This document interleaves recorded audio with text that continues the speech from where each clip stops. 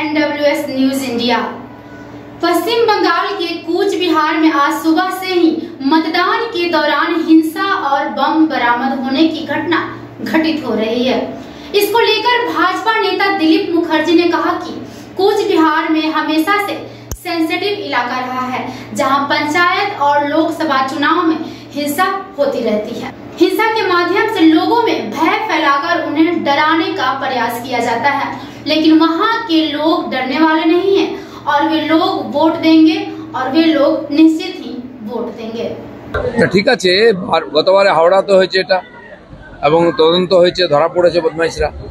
আর এইভাবে কিছু লোককে লাগিয়ে দিয়ে ধার্মিক উত্তেজনা, আমাদের হিন্দুদের উৎসবেতে উৎপাত করা আর অশান্তি তৈরি করে রাজনীতি লাভ নেওয়ার চেষ্টা হয়েছে বারবার। আর যদি তদন্ত হয়, দোষীরা সাজা পায়, এটা বন্ধ হবে। আমি আশা করব মুর্শিদাবাদে যারা এই ধরনের ঘটনা ঘটিয়ে তারাও সাজা পাবে। ভালো হতো, স্বাগত যোগ্য। যেমন দাড়িভিটের ঘটনা, এরকম কিছু ঘটনা, বড় বড় বাম ব্লাস্ট হয়েছে, যে সেখানে খালি এখানকার পটাকা নাকি বাইরের হাত আছে। বাংলা একটা সীমাবর্তী প্রদেশ, সেন্সিটিভ, তো সেখানে এই ধরনের ঘটনা বারবার হলে দেশের সুরক্ষা বিঘ্নিত হয়। হ্যাঁ, ব্রিটিশ হাই কমিশনার এসেছিলেন আমার বাড়িতে, সংযোগবশত কাল জন্মদিনও ছিল, শুভেচ্ছা দিলেন। আর তিনি মূলত গুজরাটি পরিবারের থেকে এসছেন, ব্রিটিশ নাগরিক, যেমন ঋষি সুনক পাঞ্জাবি পরিবারের। আমি বললাম ভারত এতদিন ধর্ম সংস্কৃতি বিস্তার করতো, অন্য জায়গা থেকে আমরা অন্য কিছু আনতাম, ব্যবসা বাণিজ্য। এখন দুনিয়াকে আমরা প্রধানমন্ত্রী রাষ্ট্রপতি সাপ্লাই করছি। ওনাকে আমি আমাদের দেশের সংস্কৃতির চিহ্ন দিলাম, লক্ষ্মী আর গণেশের রূপার মূর্তি দিলাম এবং বললাম, দেখুন আপনাদের দেশের আর্থিক অবস্থা ঠিক নাই, লক্ষ্মী গণেশকে নিয়ে যান, ইংল্যান্ডের আর্থিক অবস্থা ভালো হয়ে যাবে। উনি নিয়ে গেছেন। আমি রাম মন্দিরের ক্যালেন্ডার দিলাম, সেটাও নিয়েছেন উনি। খুব ভালোভাবে কথাবার্তা হয়েছে।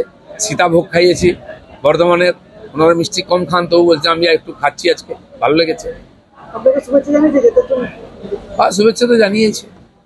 সুনীলদা কোথায় আছে সেটাই তো জানি না, তো সেই জন্য কোথায় যাবে, কি করবে, সিনিয়র লোক, আমি আর কি বলবো।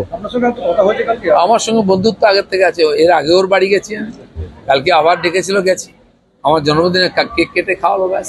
হ্যাঁ, দেখুন পুরো কুচবিহার একটা উত্তেজনা প্রবণ জায়গা, লোকসভা, বিধানসভা, পঞ্চায়েত সবসময় গন্ডগোল। তো সেখানে ওই বম ফম দেখিয়ে ভয় দেখানোর চেষ্টা করে ওখানকার সরল যারা রাজবংশী মানুষরা, যারা আমাদের পক্ষে আছেন, তারা যাতে ভোট না দেয় সেই চেষ্টা হয়। তবু আমি বলছি ওরা ভোট দেবেন, নিশ্চিত জিতবেন।